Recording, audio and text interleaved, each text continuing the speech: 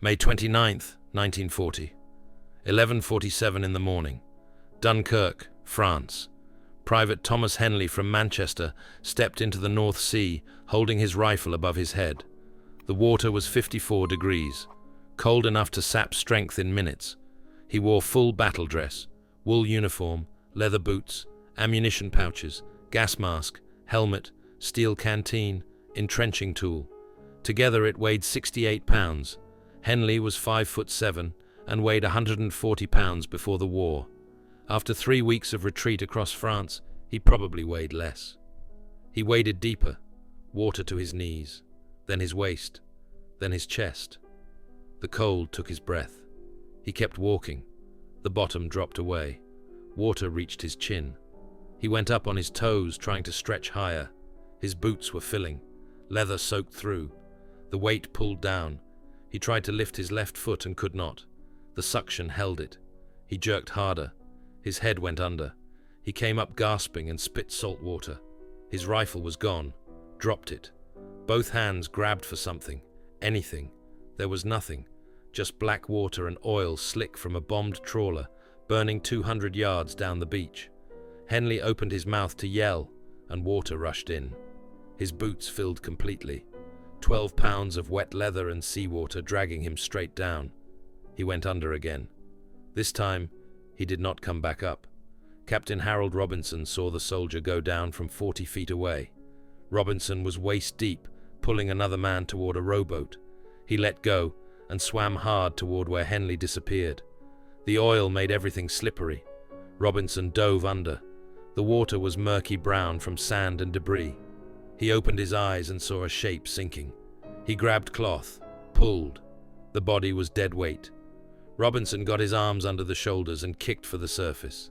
They broke through together. Henley was not breathing. Robinson dragged him to the rowboat. 2 sailors hauled him over the side. Robinson climbed in after. The sailors were from HMS Calcutta. They started pushing on Henley's chest.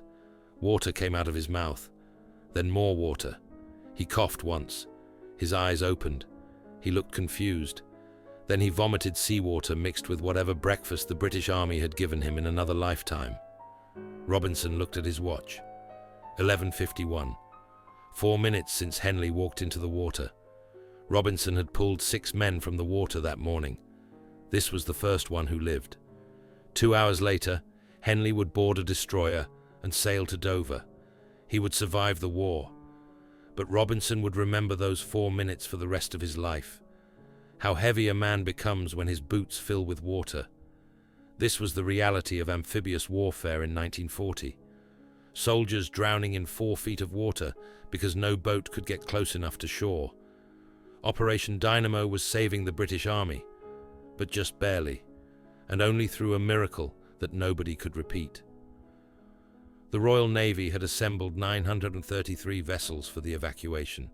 Destroyers, minesweepers, passenger ferries, fishing boats, private yachts, anything that floated and had an engine. They formed a continuous chain across the English Channel. Ships to boats to shore and back again. The mathematics were brutal. Each trip from Dover to Dunkirk took 3 hours minimum, sometimes 5 if German bombers hit the convoy. Destroyers could carry 900 men if packed tight. Motorboats maybe 30. Rowboats 8 if you were lucky, and the sea was calm. The sea was not calm. Wind came up on May 29th. Waves 4 feet high. Small boats capsized. Men drowned in sight of rescue. The problem was the beach itself. Dunkirk beach stretched flat and shallow for 300 yards before the water reached 6 feet deep. Perfect for vacation. Deadly for evacuation. The Royal Navy's standard landing craft had draft of 3 feet. They grounded 50 yards from shore, sometimes 80 yards. Soldiers had to wade out through breaking waves carrying full equipment. The strong made it, the weak drowned, the wounded never had a chance. On May 30th, a Royal Engineers captain counted bodies in a 200-yard section of beach at low tide. He found 37 British soldiers who drowned without a single German bullet hitting them. Most still had their rifles. Their boots were full of water and sand. The weight killed them. The captain filed a report to his commanding officer describing the problem. The report made it as far as brigade headquarters before being lost in the chaos. 3 years later, this same officer would be at Sicily, watching American troops land from strange boats he had never seen before. Boats that drove right up onto the sand and dropped ramps. He would think about those 37 bodies and wonder how many lived, because somebody finally solved the problem. But in May 1940, nobody had solved anything. The British evacuated 338,226 men from Dunkirk in 9 days. Churchill called it deliverance. His generals called it catastrophe. Because the British Army left behind everything that makes an army functional. Every tank, every truck, every field gun, every motorcycle. The final accounting was devastating. 2,472 artillery pieces abandoned, 20,000 motorcycles, 64,000 vehicles, 76,000 tons of ammunition, 416,000 tons of stores and supplies, over 400 tanks. The British Expeditionary Force walked off Dunkirk beach with rifles and the clothes they wore. Everything else stayed in France for the Germans. Britain now had 200,000 trained soldiers and no equipment to arm them. No tanks to fight with, no trucks to move them, no guns to support them, and absolutely no way to take that army back across the Channel and invade occupied Europe. The British could defend their island. Maybe. They could not attack anything. Everyone understood this, especially the Americans. 3,000 miles away in Washington, D.C., American military planners watched newsreel footage of Dunkirk and asked one question: how do we invade Europe when the time comes? Because everyone knew the time was coming. Roosevelt had not committed to war yet. That would not happen until December 1941. But the planning had already started.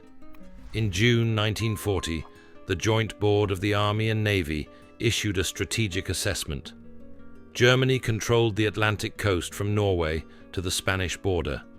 Over 2,000 miles of fortified positions, ports, beaches, cliffs, river mouths, every approach defended.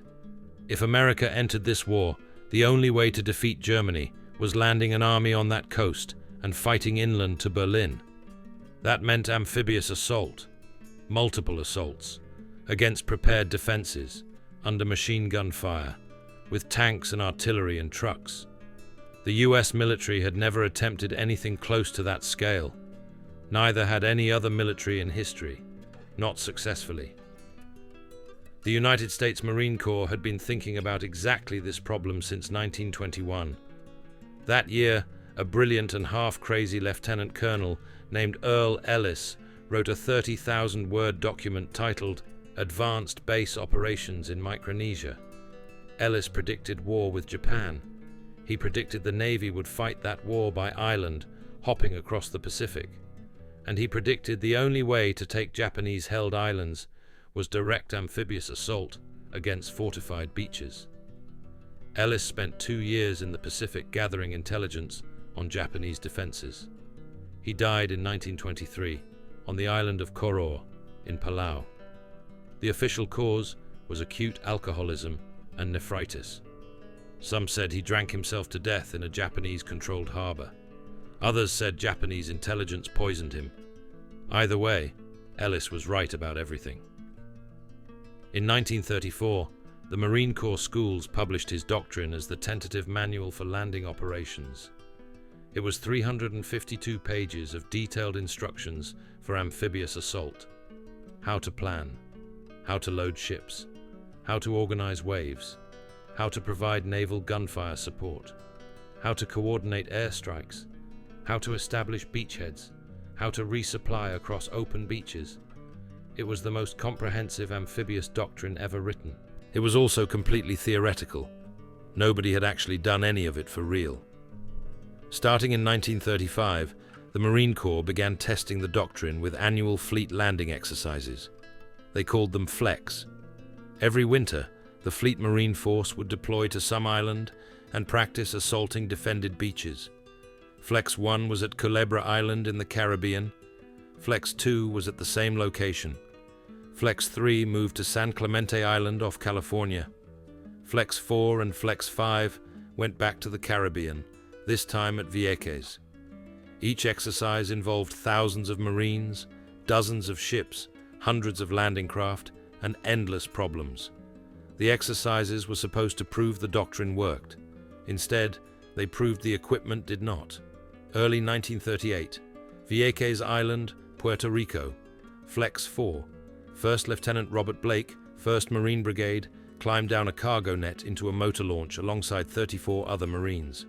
The launch was a standard Navy ship's boat, 36 feet long, wooden hull, V-shaped bottom designed for deep water.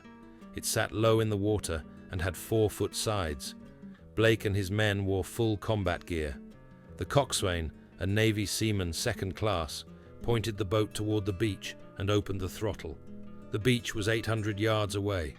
Halfway there, the bottom scraped coral. The boat stopped. The coxswain reversed engine and tried backing off. The coral held them. Blake looked over the side. The water was 5 feet deep. The beach was still 60 yards away. He turned to his platoon. Nobody said anything. They all understood. Blake climbed over the side.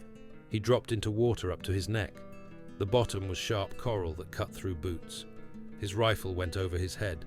His pack soaked through immediately. The weight pulled him down. He struggled forward, feeling coral slice his shins. His men followed. They spread out in a line, walking toward the beach. The water got shallower, chest deep, waist deep, knee deep. Blake reached the sand and turned to count his platoon. 34 Marines had gotten in the boat. 28 made it to the beach. 6 were still in the water, struggling. 2 of them sat down in waist-deep water and refused to move. Corpsmen had to swim out and help them in. Blake checked his watch. 11 minutes from boat to beach. In those 11 minutes, his platoon had not fired a shot, killed a single enemy, or accomplished anything except getting wet and cut up on coral. If this had been a real landing, every man would have been killed in the water. Blake wrote this in his after-action report. His company commander agreed. Battalion commander agreed. Brigade commander agreed. The report went to Fleet Marine Force headquarters. It went to Navy headquarters in Washington. And nothing changed. The Bureau of Construction and Repair, which had controlled naval vessel design since the 1860s, reviewed the complaints. Their engineers were graduates of Annapolis and MIT. They understood naval architecture and hydrodynamics. They knew boats. When Marine lieutenants complained that landing craft were inadequate, the Bureau response was always the same. Our boats are designed to Navy specifications. They meet all safety requirements. They have proper V hulls for rough seas. The Marines should train their men to swim better. This attitude was about to kill thousands of Americans who had not even enlisted yet. But there was another problem the Bureau did not want to admit. Nobody in the US military knew how to build a landing craft that could actually do what the doctrine required. The requirements were specific. Shallow draft to reach the beach, bow ramp to unload quickly, armor for crew protection, capacity for 30 to 40 troops or one vehicle, speed of at least 8 knots. Simple enough to build by the thousands. In 1938, no such boat existed. Not in America, not in Britain, not anywhere in the Western world, except the Japanese had one, and one Marine lieutenant knew about it. November 1937, Shanghai, China. First Lieutenant Victor Krulak stood on the waterfront, watching Japanese troops land supplies south of the city. Krulak was 24 years old, Annapolis graduate, bright, ambitious, spoke some Chinese and Japanese. The Marine Corps had sent him to Shanghai as an intelligence observer during the Second Sino-Japanese War. Officially, he was an assistant naval attaché. Actually, he was a spy. Krulak spent weeks watching Japanese amphibious operations along the China coast. He noticed something odd. The Japanese landing craft looked different. They had square bows, not pointed bows like American and British boats. Square, flat. When the boats reached shore, the front dropped down like a ramp. Troops ran straight off onto dry sand. No wading, no swimming, no climbing over the sides. Krulak borrowed a camera with a telephoto lens from a Navy photographer. He took 47 pictures of the Japanese boats. He wrote a detailed 16-page report describing the design, dimensions, capacity, and tactical employment. He sent the whole package back to the Office of Naval Intelligence in Washington. 2 months later, he got a short reply. Report received. Filed for future reference. 10 years later, Krulak learned his report had been stamped unreliable source and buried in a filing cabinet. One desk officer wrote a note in the margin. Information from some nut out in China. Forget it. But Krulak did not forget. In late 1938, he attended an Army-Navy football game in Philadelphia. At the train station, he picked up a copy of Life magazine. Inside was a photo essay on the Japanese invasion of China. One photo showed Japanese soldiers running off a landing craft onto a beach. The bow was down. It was a ramp. The same boats Krulak had photographed a year earlier. He tore the page out of the magazine. When he got back to Quantico, he showed the photo to his commanding officer. This is what we need, this exact design. The commanding officer looked at the photo and told Krulak to find out if anyone in America could build it. Krulak spent 2 weeks making phone calls. Boat builders in Virginia said it could not be done. Builders in Maryland said the same. Flatbow would make the boat unstable. It would sink in rough water. Nobody would build it. Then someone told Krulak about a boat builder in New Orleans named Andrew Higgins. Built shallow draft boats for oil companies working in Louisiana swamps. Supposedly the best small boat designer in the country. Supposedly also difficult to work with. Krulak wrote a letter to Higgins Industries in New Orleans, describing what the Marines needed. 3 weeks later, he got a reply. 1 page, handwritten. It said, "I already built that boat 10 years ago. Navy told me it was no good. You Marines want it, come to New Orleans and I will show you." The letter was signed, Andrew Jackson Higgins. At the bottom was a handwritten note. It said, "Bring your checkbook. Navy still owes me for the last prototype they rejected." March 14th, 1939, 2:47 in the afternoon, New Orleans, Louisiana. Andrew Jackson Higgins stood on the dock of his City Park Avenue boatyard, watching water pour out of a hull seam on a boat that was supposed to deliver to the Coast Guard in 3 hours. The boat was 36 feet long, built of cypress planking over oak ribs. It had cost him $840 in materials and 60 hours of labor to build. The Coast Guard had already paid half down, $600. If Higgins did not deliver today, the contract was void. He got the other $600, or he got nothing. And if he got nothing, he could not make payroll on Friday. 17 workers, $340 owed. Higgins had $280 in the bank. The weld on the hull had cracked during sea trials that morning. Water was coming in at maybe 2 gallons per minute. Not fast enough to sink the boat immediately, but fast enough to ruin it in an hour. Higgins walked over to the welder who had done the seam. A man named Frank Bordelon, standing 6'2", who had worked for Higgins for 6 years and was good with aluminum, but not always careful with steel. Higgins got 3 inches from Bordelon's face and asked him one question. "Did you preheat that seam before you welded it?" Bordelon said he did not think it needed preheating. It was only 1/4-inch plate. Higgins said, "You do not think. You either did or you did not. Which is it?" Bordelon admitted he did not preheat it. Higgins started yelling. The tirade lasted exactly 90 seconds. Everyone in the yard stopped working to listen. The smell of cut metal and diesel fuel hung in the humid air. Higgins told Bordelon what he thought of his welding, his intelligence, his parents, and his future employment prospects. Then Higgins stopped, pulled a bottle of whiskey from his jacket, poured 2 shots into tin cups, handed one to Bordelon, drank the other himself. He looked at Bordelon and said, "You have 2 hours to fix that weld, or you are fired and I am bankrupt. Choose." Bordelon chose to fix it. He had the seam ground out, preheated, re-welded, and pressure tested by 5:30 p.m. The Coast Guard took delivery at 6:00 p.m. Higgins made payroll on Friday.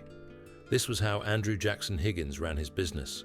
High standards, no excuses, and whiskey for anyone willing to work hard enough to meet those standards.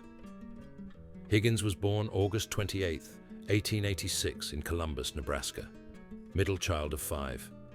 His father, John, died when Andrew was 7 years old. Heart attack.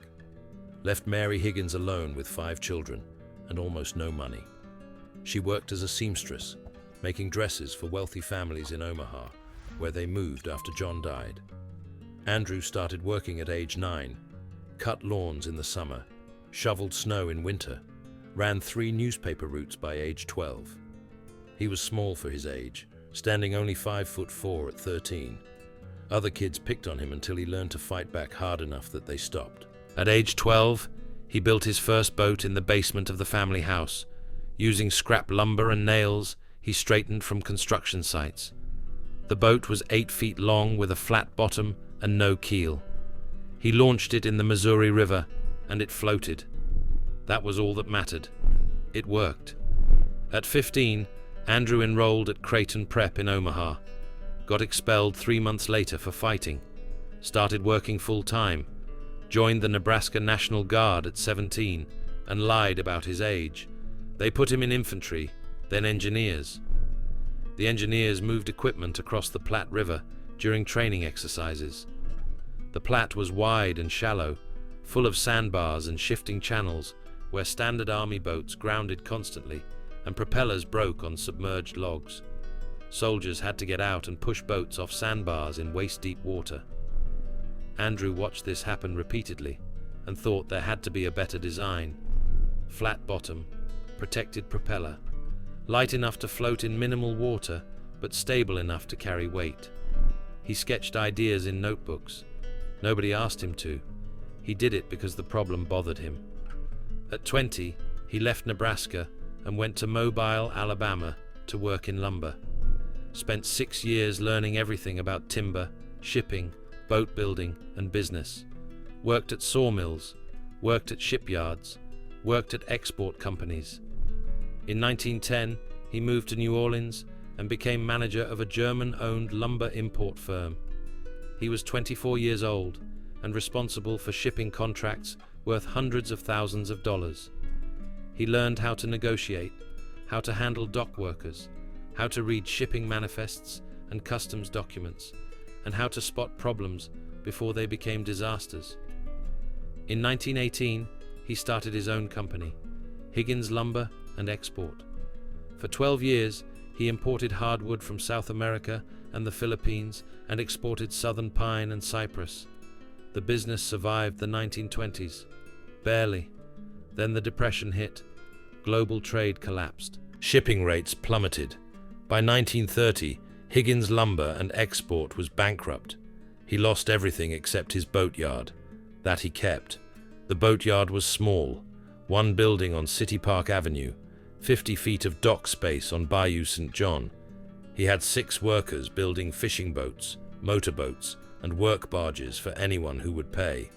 In 1930, that was not many people. New Orleans was full of unemployed shipyard workers willing to work for half what Higgins paid. He needed a product nobody else could build. He found it in the Louisiana swamps. Oil companies were drilling exploratory wells in the wetlands west of New Orleans, thousands of square miles of marshland where water depth changed hourly with the tides. Standard boats grounded. Propellers broke on submerged stumps. The oil drillers needed boats that could operate in 18 inches of water, run over obstacles without damage, and carry drilling equipment weighing hundreds of pounds. In 1926, Higgins designed the Eureka boat, 36 feet long with a flat bottom and a critical innovation in the propeller design. Instead of mounting it on a shaft below the hull, Higgins recessed it into a semi-tunnel carved into the stern, creating a protected channel where the propeller sat shielded from obstacles. Water flowed through, providing thrust, but submerged logs could not reach the propeller to break it. The boat could run over debris that would destroy a conventional propeller and operate in 20 inches of water. It could drive straight up onto a mudbank, unload cargo, then reverse off without getting stuck. The bow was reinforced with extra planking and shaped to push through vegetation. Oil drillers loved it. So did trappers. So did bootleggers running whiskey through the bayous at night during Prohibition. Higgins sold boats to anyone who paid cash and did not ask questions. Within 2 years, he was selling the same design to the Coast Guard to catch the rum runners he had supplied the year before. He thought this was hilarious. The Coast Guard did not see the humor, but bought the boats anyway, because nothing else worked in shallow water. By the late 1930s, Higgins had clawed his way back from bankruptcy with the same stubbornness that had built his first boat in a basement 30 years earlier. Higgins Industries employed 75 workers and was building boats for oil companies from Texas to South America, plus a handful of Coast Guard stations that had discovered his designs worked better than Navy-approved vessels. But Higgins wanted military contracts. Military contracts meant steady work and guaranteed payment. He went to Washington in 1934 with drawings of the Eureka boat and showed them to the Army Corps of Engineers and the Bureau of Construction and Repair. The response was the same everywhere. "Thank you for your interest, but Navy specifications require V-hull construction for seaworthiness. Flat-bottom boats are inherently unstable and will capsize in rough seas. The Navy has been building boats since George Washington, and they know what works." Higgins went back to New Orleans furious, telling his workers the Navy was run by desk officers who had never operated a boat in real water and would rather follow regulations than save lives. In 1938, he saw a notice. The Marine Corps was requesting proposals for shallow draft landing craft. Higgins read the specifications and realized this was exactly what the Eureka already did. Shallow draft to operate in surf, beaching capability to offload troops and equipment, capacity for 36 men or one vehicle, quick unloading under fire. He submitted a detailed proposal with drawings, specifications, and a cost estimate of $1,200 per boat. The Bureau of Construction and Repair rejected it. Flat-bottom design does not meet Navy safety standards. Further evaluation required before any procurement decisions. Estimated timeline 18 months. Higgins received this response in July 1938. He sat at his desk and wrote a reply that was 2 pages of pure anger. It stated that Navy engineers were incompetent bureaucrats who had never built a boat that actually worked in combat conditions, that Marines were drowning because the Navy refused to accept designs from anyone outside their established contractors, and that Higgins had boats ready to build right now that would save American lives, but the Navy would rather study the problem until more men died. He mailed the letter to the Bureau. They did not respond, but someone at Marine Corps headquarters in Quantico read a copy and remembered it. May 26, 1939, Norfolk Navy Yard. Higgins arrived with 1 Eureka boat loaded on a truck trailer. The Marines had invited him to a competitive trial against 3 Navy-designed landing craft, with the winner receiving procurement contracts potentially worth millions of dollars. Higgins brought a crew of 4 men who knew his boats and trusted them. The Navy brought 3 boats built to Bureau specifications by established East Coast shipyards. V-hull construction, pointed bows, exposed propellers. They looked professional and military, with grey paint and polished brass fittings. The Higgins boat looked like something a garage mechanic had welded together from plywood and hope. Raw metal, no paint, crude welds visible. Navy officers standing on the dock made jokes. Higgins kept his mouth shut and his eyes open, knowing his boat would work while theirs would fail. The test was straightforward. Each boat would run from a ship offshore to a beach, unload 36 Marines, retract and return. This would be repeated in calm water, moderate chop, and 5-foot swells. The Navy boats went first. In calm water, all 3 successfully reached shore, though one grounded 25 yards out, and the other 2 still left troops, wading through knee-deep surf.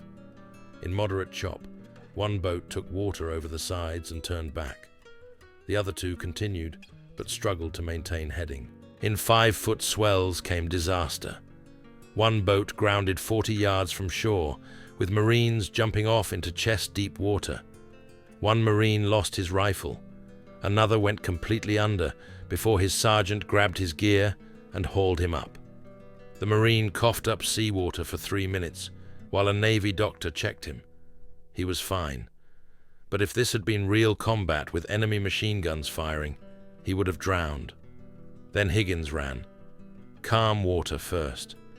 The Eureka came in at 9 knots and drove straight onto the beach, grounding in 8 inches of water, with Marines jumping off onto wet sand where nobody went deeper than their ankles. Higgins reversed the throttle, and the protected propeller churned sand and water without braking, backing the boat off the beach without assistance in 4 minutes total. In moderate chop, same result. The flat bottom actually rode the waves better than the V-hulls. In 5-foot swells came the real test, where the Navy boats had nearly capsized. Higgins opened the throttle, and the Eureka hydroplaned over the swells with spray coming over the bow, but the hull staying level. He hit the beach at full speed with the reinforced bow, digging into sand and stopping in less than 4 feet. Marines jumped off with not one getting wet above the knees. Higgins reversed and backed off. Time elapsed 5 minutes start to finish. Nobody on the beach said anything for maybe 30 seconds. Then Marine Corps Colonel Louis Little walked across the sand to where Higgins stood next to his boat. Colonel Little was 52 years old and had been at Gallipoli in 1915 as an observer with British forces, watching British troops land from boats that grounded in shallow water, while Turkish machine guns killed men in the surf because they could not get to shore fast enough. He told Higgins that his boat would save thousands of American lives. Higgins said he had been trying to tell the Navy that for 5 years. Colonel Little said the Marines would recommend Higgins' design for immediate procurement. A Navy commander standing 10 feet away objected immediately. The boat has not been tested over sufficient duration. More evaluation is needed. Modifications to current Navy designs might achieve comparable performance. Colonel Little cut him off and said the Marines were done watching men drown wading through surf. Either the Navy bought Higgins' boats or the Marines would find another procurement path. The meeting ended with neither side agreeing, but Colonel Little had one more move to make. When he got back to Washington, he called Lieutenant Victor Krulak and showed him the test results from Norfolk. Then he pulled out the Japanese landing craft photograph from Life magazine that Krulak had been carrying for a year. Colonel Little put both documents on the desk. The Higgins boat worked perfectly, but it had one problem. Troops had to climb over the sides to get off, which was slow and vulnerable. The Japanese boat had a bow ramp, where troops ran straight off onto the beach in seconds. Could Higgins add a ramp? Krulak said he would ask. He wrote a letter to New Orleans that night, with technical sketches of what the Marines wanted. A hinged ramp at the bow that drops when the boat beaches and raises for transit. Krulak mailed the letter June 2nd, 1939. Higgins received it June 5th. He did not write back. Without a word to anyone, he went into his workshop and started building. 3 weeks later, he sent a telegram to Quantico. It said, "Prototype complete. Send someone to test it." In September, Krulak flew to New Orleans with 2 other Marine officers. Higgins met them at his boatyard, where the boat sat in the water behind the building, looking even rougher than the one at Norfolk. Welded steel plate, plywood deck, no paint. The bow had been cut off and replaced with a hinged ramp held closed by 2 ropes on cables. Krulak asked if it actually worked. Higgins said, "Get in." They drove down Bayou St. John to Lake Pontchartrain. Higgins ran the boat straight onto a sand beach at 10 knots and hit hard enough that all 4 men grabbed the sides. Higgins pulled the release. The ramp dropped forward and crashed onto the sand. He stood up, walked off onto dry beach, then turned around to look at the 3 Marines still sitting in the boat. He said, "This is what you wanted. Yes or no?" Krulak said yes. "How fast can you build 1,000? Higgins said the Navy has to order them first. I cannot build military vessels without contracts. Krulak said he would handle the Navy. Higgins laughed and said, "Good luck. Those people think I am insane." Krulak said they think everyone who is not Navy is insane. Higgins said then, "We should get along fine." But getting contracts was not fine. Krulak filed a report recommending immediate procurement with photographs, technical specifications, and cost estimates showing Higgins had quoted $200 per boat in quantities over 500 units, while the Navy's current landing craft cost $3,000 each and did not work half as well. In October 1939, the Bureau of Construction and Repair rejected the recommendation with simple reasoning. The Higgins design did not meet Navy specifications. Flat-bottom boats were unsafe in open ocean. The bow ramp mechanism had not been tested under combat conditions. More analysis required with a timeline of 12 to 18 months. Krulak took this response to the Commandant of the Marine Corps, who called a meeting with the Chief of Naval Operations. It did not go well.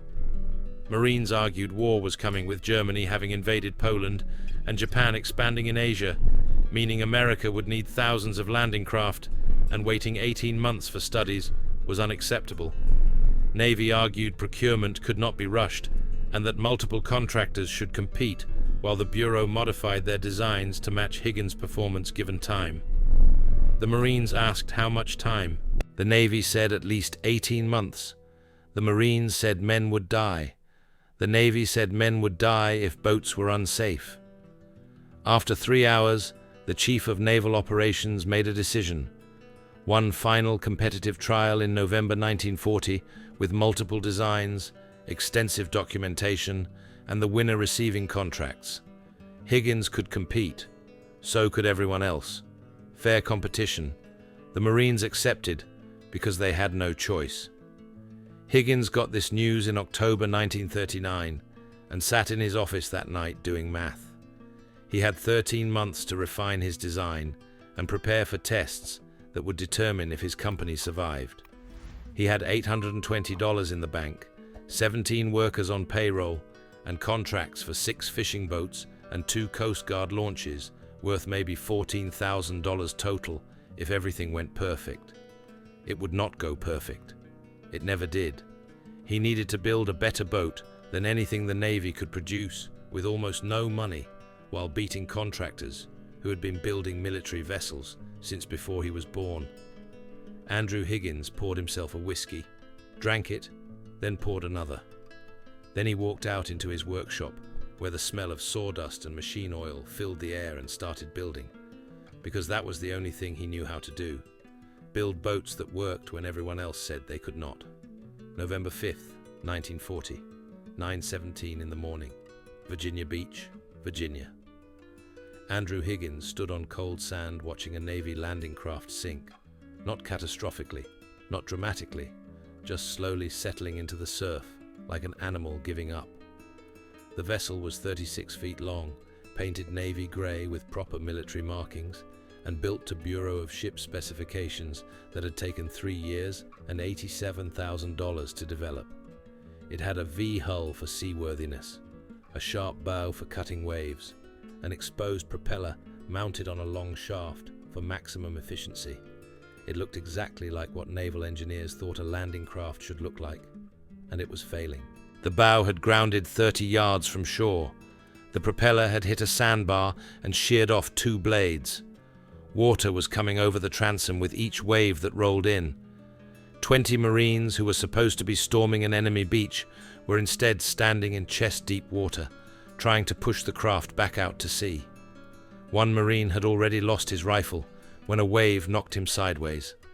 Another had slipped and gone completely under before his squad leader grabbed his equipment harness and hauled him up gasping. The coxswain, a Navy seaman first class from Philadelphia, was frantically trying to restart an engine that was flooding with salt water. The test had been running for 11 minutes. It was already over.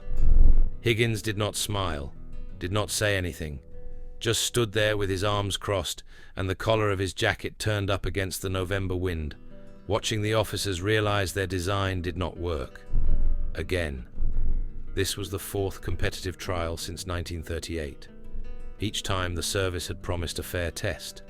Each time they had built a new vessel incorporating lessons from previous failures. Each time the Louisiana boat builder had beaten them. But this time was different. This time mattered. because in June 1940, the Navy had reorganized its engineering bureaus, merging construction and repair with engineering to create the new Bureau of Ships.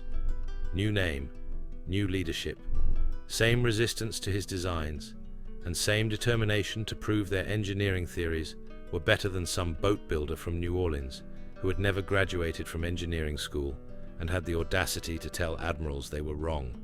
The stakes were higher now. Germany had conquered France. Britain was fighting for survival. Japan was expanding across Asia.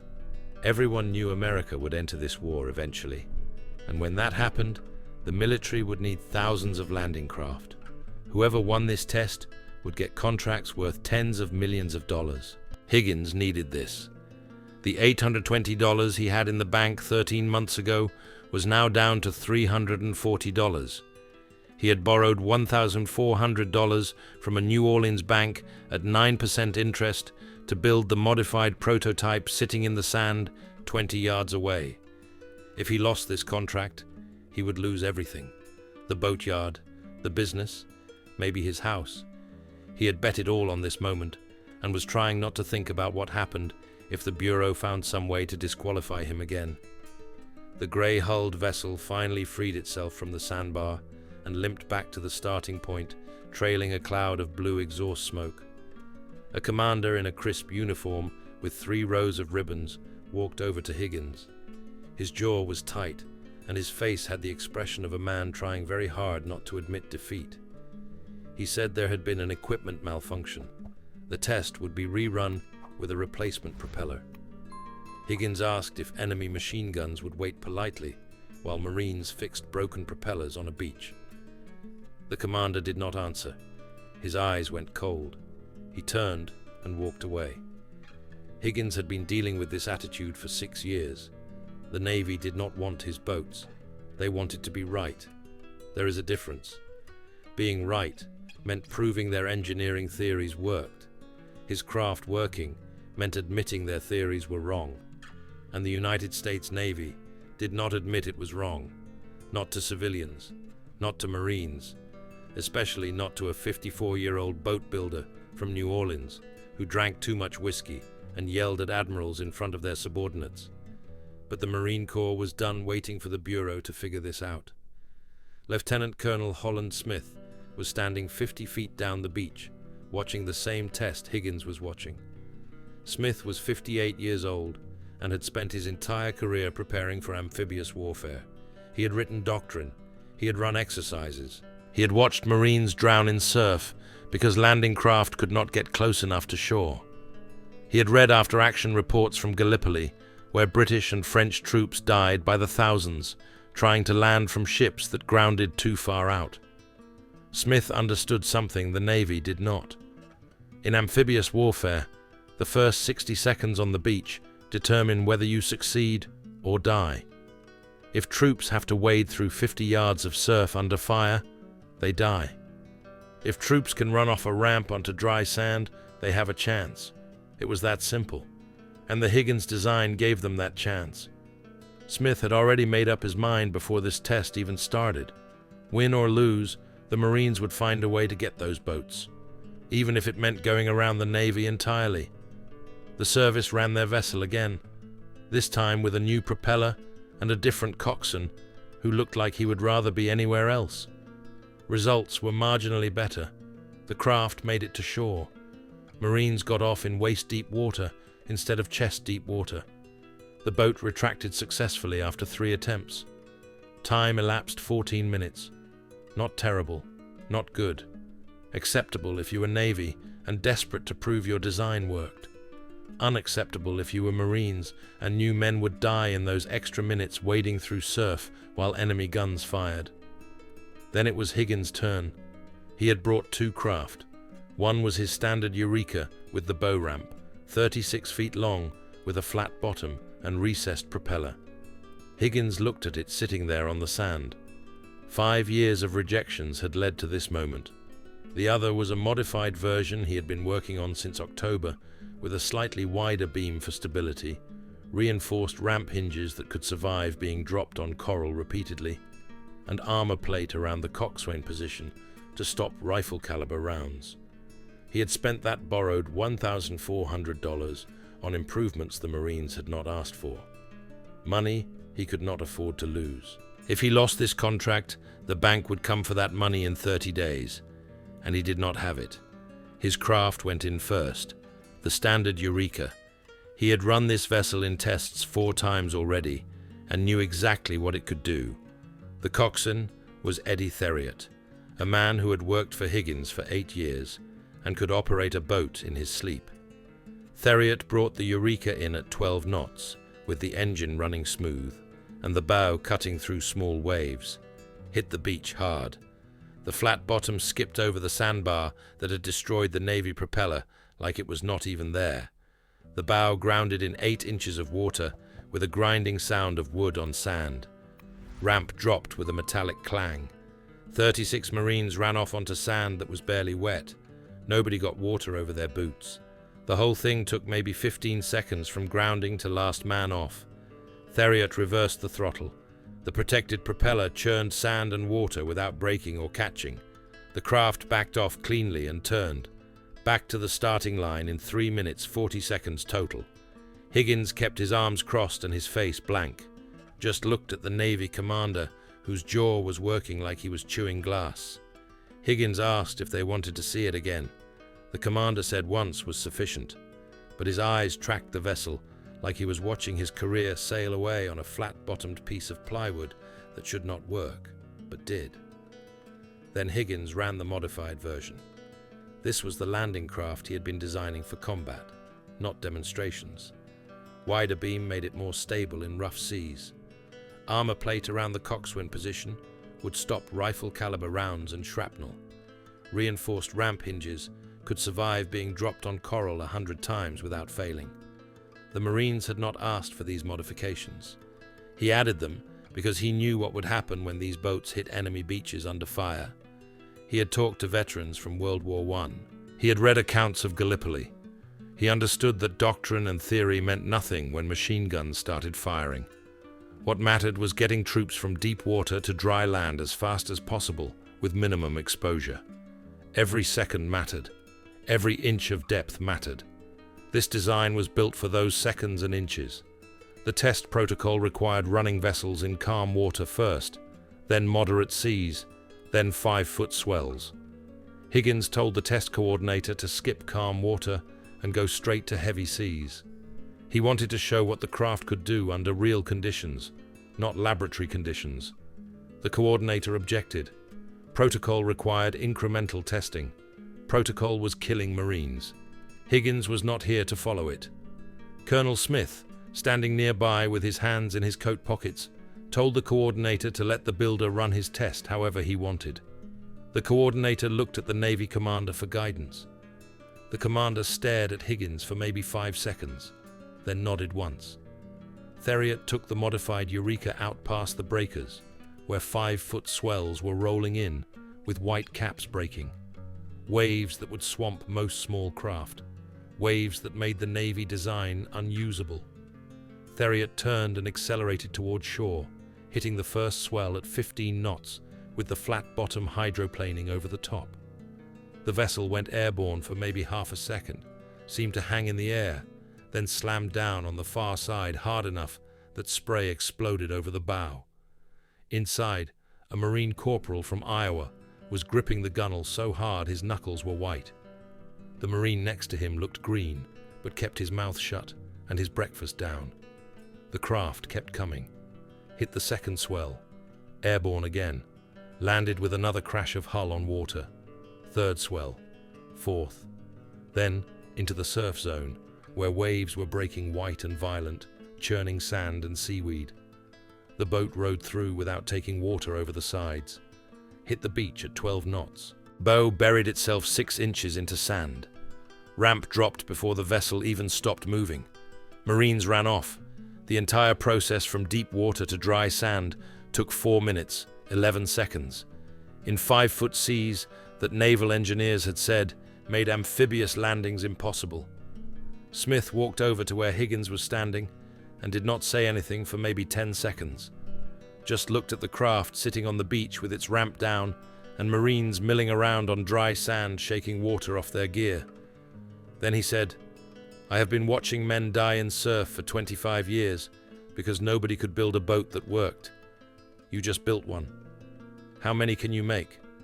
Higgins said, "As many as you need." Smith said, "I need 5,000. Can you do that?" Higgins felt his stomach drop. 5,000 craft. He had 75 workers and one boatyard in New Orleans. He currently built 4 boats per month on his best days. The math was insane. He would need to increase production by a factor of 100, hire hundreds of workers, buy equipment he could not afford, build facilities that did not exist. But Smith was looking at him, waiting for an answer, and Higgins understood this was the moment that would define the rest of his life. He did not hesitate.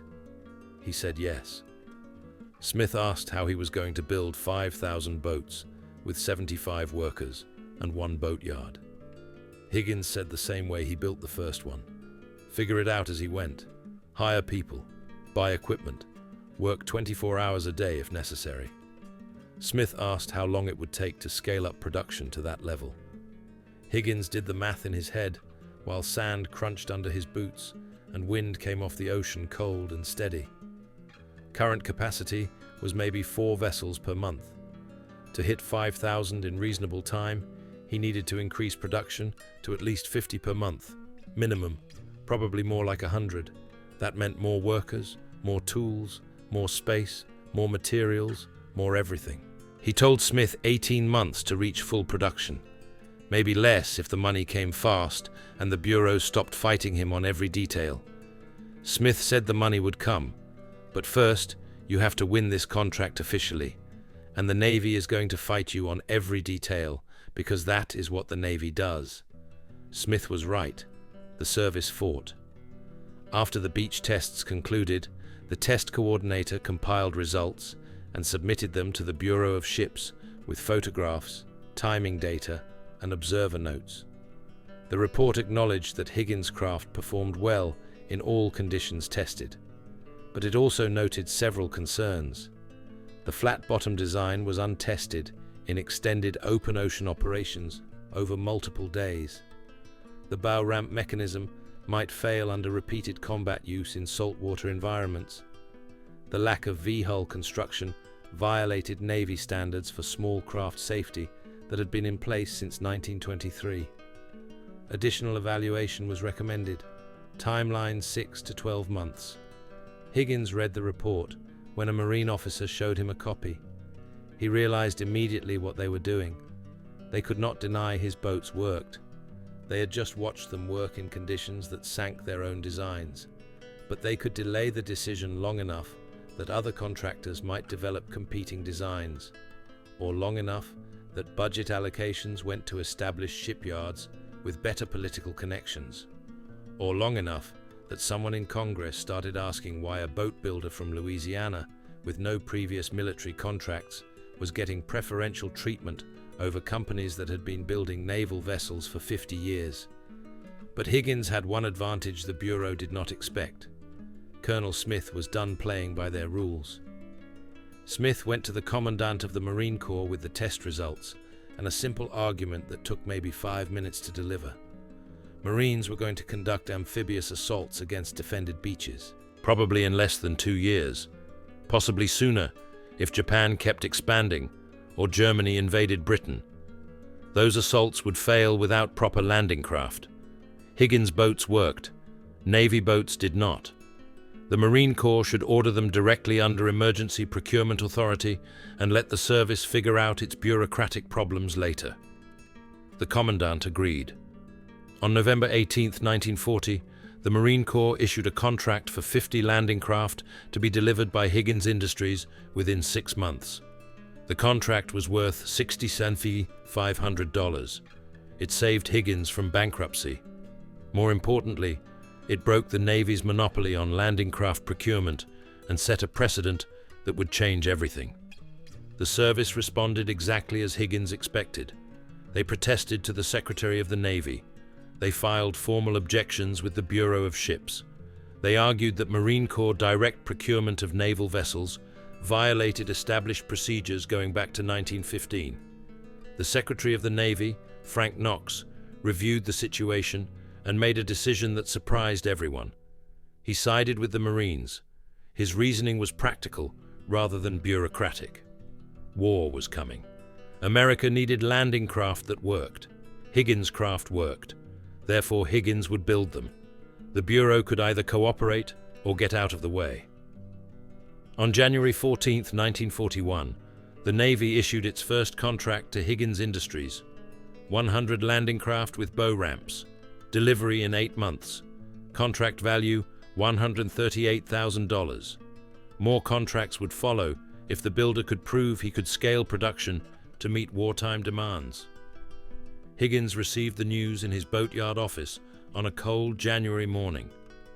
The Western Union telegram came at 7:43 a.m. He read it twice, standing at his desk. Then he walked out into his workshop, where 17 workers were building fishing boats and Coast Guard launches. The smell of sawdust and machine oil filled the air. Men were running lathes and cutting plywood and welding steel in the corner, where sparks flew and the air shimmered with heat. Higgins gathered everyone together, told them the Navy had just ordered 100 landing craft, told them this was going to change everything, told them they were about to become one of the largest boat manufacturers in the country, whether they were ready or not. One of the workers, a welder named Frank Bourdelon, asked how they were supposed to build 100 boats in 8 months, when they currently built 4 per month on a good week. Higgins said they were going to hire more workers, a lot more workers. They were going to expand the facilities, buy more equipment, work faster, build better, and they were going to show the United States Navy that a boat builder from New Orleans could outproduce every established shipyard on the East Coast. Then he pulled out a bottle of whiskey from his office, poured 17 shots into whatever cups and containers were available, told everyone to drink because this was the last time they would have time to celebrate for the next year, probably longer. They drank. The whiskey burned going down. Then they got back to work. Because Andrew Higgins had just made a promise to build boats at a scale he was not sure was even possible. But that had never stopped him before February 12th, 1941. 6:23 in the morning. New Orleans, Louisiana. Andrew Higgins stood in an empty warehouse on Industrial Canal, watching rain leak through holes in the roof. The warehouse was 42,000 square feet of concrete floor, rusted steel beams, and corrugated metal walls that looked like they might collapse in a strong wind. It smelled like mildew and rat droppings. The previous owner had used it to store lumber until his business went bankrupt in 1938. It had been empty ever since, gathering water and decay. Higgins had purchased it 3 days earlier for $18,000 he did not have, borrowed from the same New Orleans bank that was already nervous about the $1,400 he owed them. The banker had asked what he planned to do with a condemned warehouse. Higgins said he was going to build 100 landing craft in it in the next 8 months. The banker looked at him like he was insane. Higgins said, "Maybe I am." Then he signed the loan papers anyway. He walked across the empty floor, listening to his boots echo in the cavernous space, while rain drummed on the metal roof. Counted his steps, 87 paces from one end to the other, 42 paces wide. He did the math in his head. If he built assembly stations every 12 feet, he could fit 14 stations lengthwise and 7 across for a total of 98 boats in production simultaneously if he staggered the builds correctly. Add his existing City Park facility with its 6 stations, and he had theoretical capacity for 104 craft at various stages of completion. But capacity meant nothing without workers, and workers meant nothing without materials, and materials meant nothing without tools. He needed to build an entire industrial operation from nothing in less than a year. Higgins stood in the middle of that empty warehouse with water dripping on his shoulders and realized he had promised the impossible. His hands were shaking, not from cold, from fear. He had bet everything he owned and everything he could borrow on boats the Navy still did not trust and Marines desperately needed. If he failed, he would lose it all: the business, the house, everything. He stood there for maybe 30 seconds, letting that fear wash over him. Then he started figuring out how to do it anyway. The first problem was workers. He needed at least 300 people, maybe more like 500 to hit the production rates the contract demanded. New Orleans in 1941 had plenty of unemployed men thanks to the Depression that still lingered like a bad smell. Jobs were scarce, but Higgins did not need unemployed men. He needed boat builders, carpenters who understood marine construction, welders who could work with steel and aluminum, metal workers who knew the difference between structural frames and decorative hardware, engine mechanics who could install and test grey marine diesels, people who could work fast without making mistakes that would sink boats and kill Marines. In February 1941, New Orleans had maybe 200 qualified boat workers total. Most already had jobs. Higgins needed to steal them from competitors or train new workers from scratch. He decided to do both. He started with the competitors, walked into every boatyard and shipyard in New Orleans over the next 2 weeks, offering wages 20% higher than anyone else was paying. Some yard owners threatened to sue him for poaching their best people. Higgins said, "Go ahead and sue. By the time you win in court, this war will be over, and your workers will have made twice what you were paying them." He hired 47 experienced workers in 3 weeks. Then he put an advertisement in the Times-Picayune that ran for 5 days straight. Boat builders wanted. No experience necessary. Will train. Good wages. Steady work. Apply at Higgins Industries, City Park Avenue. The advertisement ran starting February 18, 1941. By February 20th, he had 300 applications. Most were men who had never built anything more complicated than a chicken coop or a backyard shed. Higgins interviewed them in groups of 20 in his workshop while boats were being built around them. Asked them 3 questions. Can you read a tape measure? Can you show up on time? Can you work 12-hour shifts, 6 days a week? If they answered yes to all 3, he hired them on the spot. By March 1st, he had 180 new workers. Most did not know the difference between a keel and a gunnel, but they could learn. They had to learn. He gave them 2 weeks of training under his experienced workers, then put them on the line building real boats with real consequences. Some quit after 3 days, when they realized the work was harder than anything they had ever done.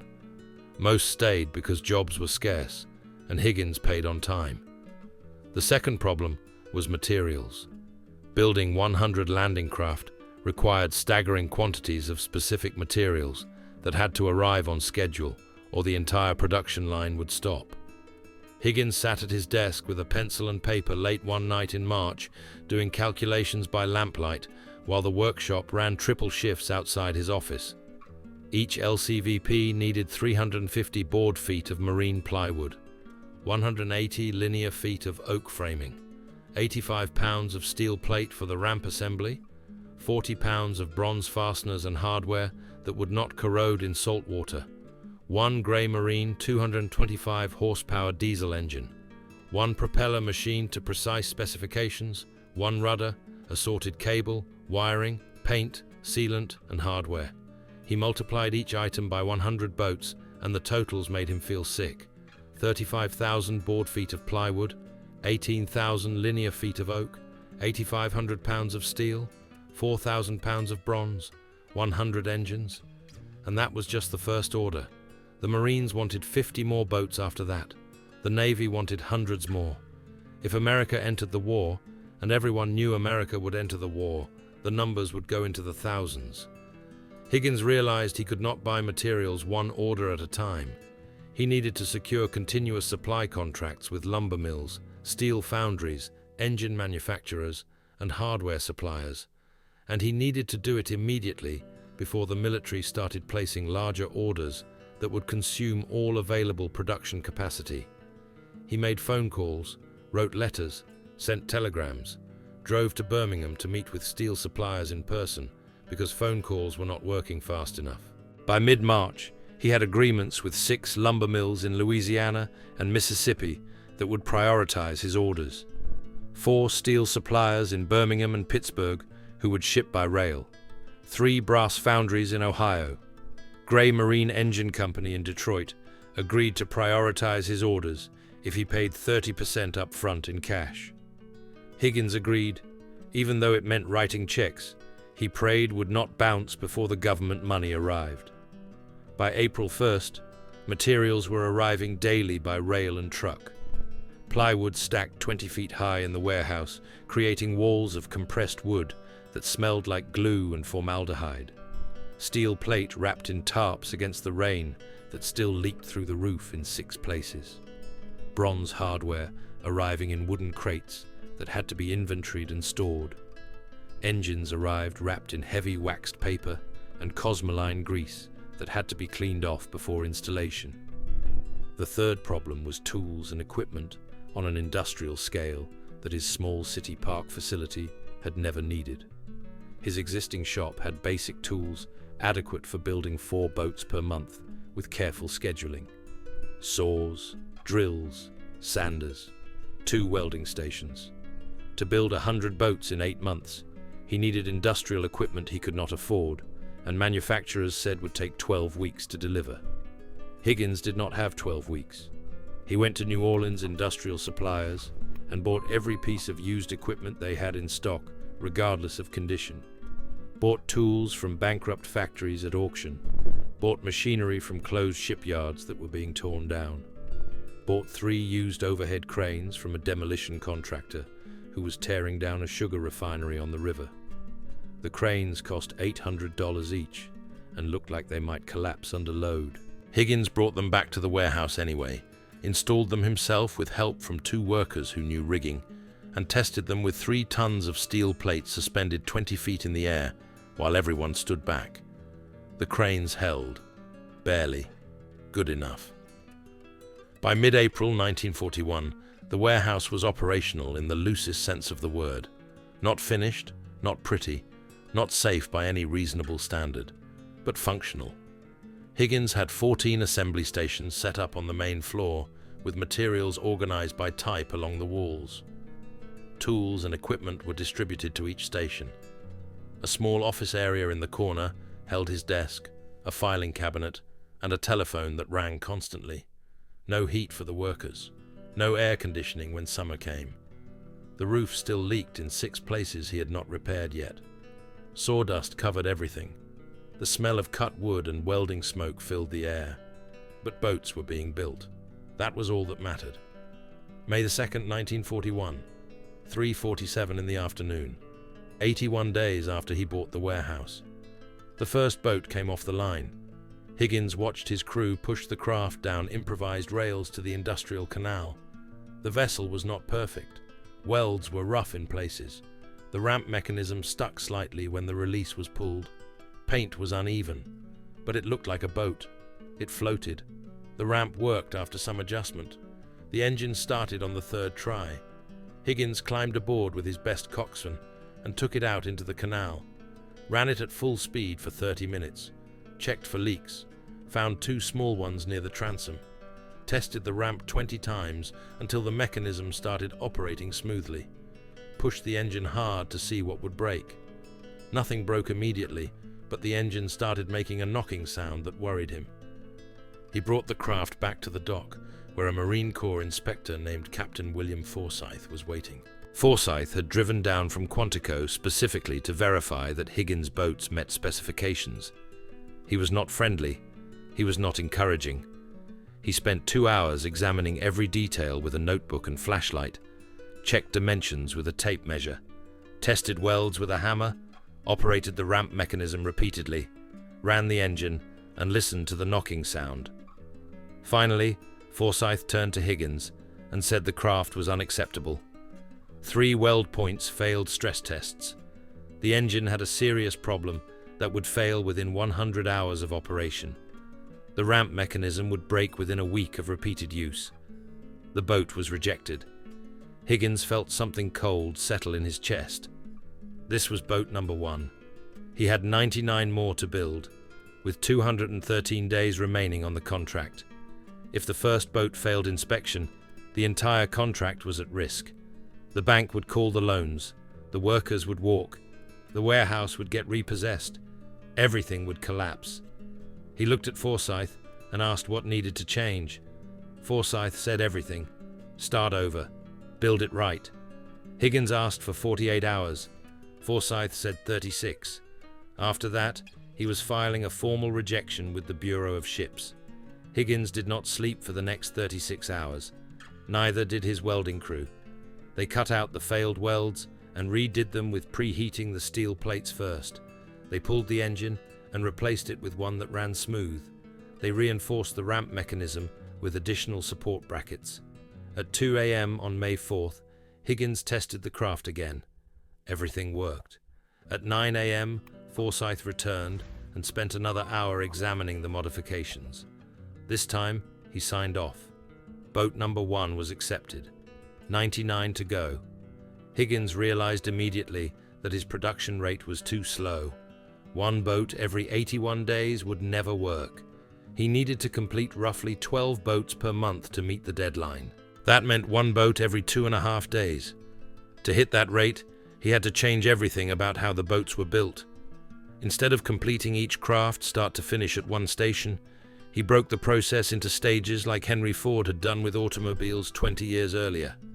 Hull construction happened at stations 1 through 4, framing and deck installation at stations 5 through 8, engine and hardware installation at stations 9 through 12, final assembly and testing at stations 13 and 14. Each craft moved through the stations in sequence, creating a continuous flow of partially completed boats moving through the facility like an assembly line. It was revolutionary for boat building. It had to work. There was no other option. The method worked, slowly at first, then faster. By June 1941, he was completing 3 boats per week. By July, 4 per week. By August, 5 per week, which put him ahead of schedule for the first time since the contract started. The Marines were impressed. The Navy was suspicious and sent more inspectors to verify quality was not suffering from the increased pace. The inspectors found minor issues, but nothing that disqualified the boats. One inspector, a lieutenant commander who had spent 20 years in shipyards, admitted privately to Higgins that he expected to find disaster. Instead, he found the best organized boat building operation he had ever seen anywhere. Higgins offered him a job on the spot. The inspector declined, but said if Higgins ever needed someone to run quality control, he should call. September 14th, 1941. Boat number 50 rolled off the line and passed inspection on the first try. Higgins had fulfilled the Marine Corps contract with 2 weeks to spare. The remaining 50 boats from the Navy contract were completed by November 30th, 1941, 1 week before everything changed. Sunday morning, December 7th, 1941, Higgins was at home having breakfast when his wife turned on the radio and heard the news from Pearl Harbor. He sat there listening to the announcer describe the attack, the ships burning, the men dying, the Pacific Fleet crippled. His wife asked what this meant. Higgins said it meant America was at war now. It meant every landing craft he built would be used in combat probably within a year. It meant Marines would live or die based on whether his boats worked under fire on enemy beaches. It meant he was about to become the most important boat builder in the world. On Monday morning, the phone started ringing. The Navy wanted 500 more boats, then 1,000, then 2,000. Higgins Industries had 380 employees, 2 facilities, and the capacity to build 20 boats per month. Within 6 months, those numbers would need to multiply by 10. Within a year, they would need to multiply by 50. The stakes were no longer contracts and money. They were lives, American lives, young men who would land on beaches at Guadalcanal and Sicily and Normandy and Iwo Jima. Whether they lived or died would depend on boats Andrew Higgins built in New Orleans. He hung up the phone and walked out into his workshop, looked at his workers, thought about what was coming. Then he got back to work, because the war had started, and he had boats to build. June 6th, 1944, 6:23 in the morning. Omaha Beach, Normandy, France, private first class. Anthony DeVita from Brooklyn stood in LCVP 642, watching German machine gun tracers arc over the water toward his boat. The landing craft was one of 1,500 Higgins boats participating in Operation Neptune, the largest amphibious assault in history. DeVita was the coxswain, 20 years old, 5'6", 140 pounds. He had been operating Higgins boats for 8 months, training in England, running practice landings on cold British beaches.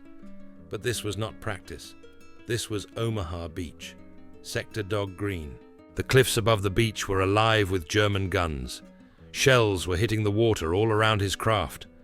One LCVP to his left took a direct hit from an 88mm shell and exploded, killing everyone aboard instantly. Another craft to his right was taking machine gun fire through the hull. Water was pouring in. Men were screaming. DeVita's boat hit the sand and grounded hard. He was supposed to drop the ramp immediately. That was the procedure. Lower the ramp, troops run off, retract, and head back for the next load. Simple. Except nothing about Omaha Beach was simple. The boat sergeant standing next to him was screaming, "Drop the effing ramp!" But DeVita could see machine gun tracers hitting the water directly in front of the bow. If he dropped the ramp now, every man on the boat would be cut down before they took 3 steps. He froze. The sergeant screamed again, "Drop the effing ramp!" DeVita still did not move. Then for the 3rd time, the sergeant got 3 inches from his face and screamed with pure rage, "Drop the G-O-damn ramp, DeVita!" So he dropped it. The ramp fell forward and crashed onto the sand with a metallic clang. Machine gun fire came through the opening immediately. DeVita watched bullets tear through the packed soldiers like a scythe cutting wheat. 8 men went down in the first 2 seconds, then 2 more, then 3 more. Some were hit multiple times, some were killed instantly, some were wounded and fell into the water at the bottom of the ramp, where they drowned in 3 feet of surf mixed with blood. The ones who were still conscious screamed "Mama, Mama, Mama" over and over. DeVita could not do anything. The bullets kept coming. 3 soldiers managed to get off the boat and run toward the beach. DeVita watched them make it maybe 20 yards before machine gun fire cut them down. They fell on the sand and did not move. The entire first wave was a bloody disaster. 90% casualties in those first minutes. Nobody lived. It was the worst thing DeVita had ever seen. The worst thing he would ever see for the rest of his life. He raised the ramp with bodies still lying on it and backed the craft off the beach. The engine was screaming. Water was coming over the sides. One of the soldiers who had been hit was hanging half off the ramp when DeVita reversed. The man fell into the water and disappeared. DeVita headed back toward the troop ship 3 miles offshore to pick up the next load. His hands were shaking so bad he could barely hold the wheel. When he reached the ship, 1 person from each boat came aboard for a quick conference on how to mitigate the casualties. The officers knew the first wave had been slaughtered. They needed a new plan, or the entire invasion would fail. Standing on the deck of that ship with the sounds of artillery fire echoing across the water, DeVita had to make a decision. He could stay aboard, tell them he was injured, tell them the boat was damaged, get out of this nightmare. Or he could go back to Omaha Beach, where men were dying by the hundreds, back to those machine guns, back to watching soldiers get cut down the moment the ramp dropped. He thought about it for maybe 10 seconds. Then he climbed back into LCVP 642. This was what he was trained to do. He was going back. He went back 14 more times that day. The new plan was simple. Wait for a pause in the machine gun fire. When the gunners stopped to reload or reposition, that was when you dropped the ramp. Soldiers would have maybe 7 to 10 seconds to get off before the next burst of fire. It was not much time, but it was better than dropping the ramp into continuous fire. On DeVita's second run, he waited, listened to the machine gun fire, counted the rhythm. When he heard it stop, he dropped the ramp. 7 soldiers made it off the boat and onto the beach. They met the same fate as the first 3. Machine gun fire cut them down within seconds. but 7 was better than 0. DeVita pulled back and headed for the ship again. By the end of D-Day, LCVP 642 had made 15 trips to Omaha Beach. DeVita had delivered approximately 450 soldiers to that beach. He did not know how many lived, probably not many from the early waves. Later in the day, as American forces secured the cliffs, the survival rate improved. But those first hours were catastrophic. At the end of the day, DeVita and his crew used grappling hooks to pull dead and wounded soldiers out of the water. You never leave a man behind. They fished bodies out until their arms gave out. By evening, there were 2,000 American mothers whose sons were not coming home. 6 Higgins boats were lost at Omaha Beach that day. But all the crews survived. Each boat had 3 men. Of the 18 crew members, 16 were pulled from the water. 2 made it to shore, where they grabbed weapons and joined the fight. The Higgins boats worked exactly as designed. They delivered troops onto defended beaches under heavy fire. The boats did not fail. The ramps dropped. The engines ran. The craft retracted and returned for more loads. What Andrew Higgins had promised in 1940 came true on June 6, 1944. His boats did what no other boat in history had done.